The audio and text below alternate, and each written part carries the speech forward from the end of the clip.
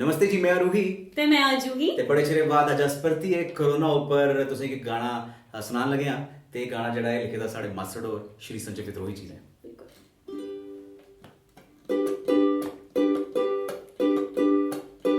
ਹਾਏ ਕਰੋਨਿਆ ਤੂੰ ਵੀ ਘੱਟ ਸੜੇ ਹਾਏ ਕਰੋਨਿਆ ਤੇਰੀ ਚਿੱਖ ਬਲੇ ਹਾਏ ਕਰੋਨਿਆ ਤੂੰ ਕੀ ਟੱਟ ਪਵੇ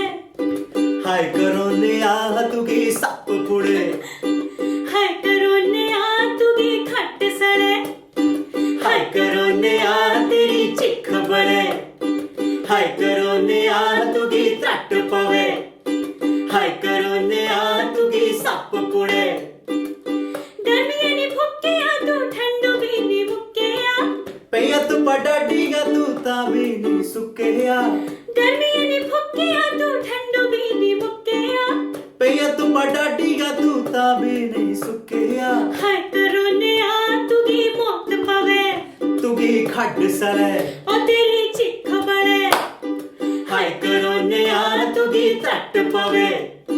ਹਾਏ ਕਰੋਨਿਆ ਤੂੰ ਕੀ ਸੱਪ ਪੁੜੇ ਚੋਰੇ ਸਹੀ ਆਇਆ ਤੂੰ ਬਸ਼ਰਵਾਨ ਕੰਮਿਆ ਚੀਨੀਏ में खबरें तो के खाइए जम्मिया ਚੋਰੇ ਸਹੀ ਆਇਆ ਤੂੰ ਬਸ਼ਰਮਾਨ ਕੰਮਿਆ चीनिए में खबरें तो के खाइए जम्मिया ਹਾਏ ਕਰੋਨਿਆ ਨੀ ਤੇਰਾ ਕੱਖ ਰਵੇ ਤੂੰ ਕੀ ਖੱਡ ਸਲੇ ओ तेरी चिख बड़े ਹਾਏ ਕਰੋਨਿਆ ਤੂੰ ਕੀ ਟੱਟ ਪਵੇ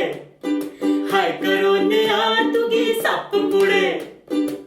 मारे मारे तक के तो की दुनिया चा कड्डना ਲਾਈ ਲਾਈ ਪਛ ਤੇਰਾ ਅੰਗ ਅੰਗ ਵੱਢਣਾ मारे मारे तक के तो की दुनिया चा कड्डना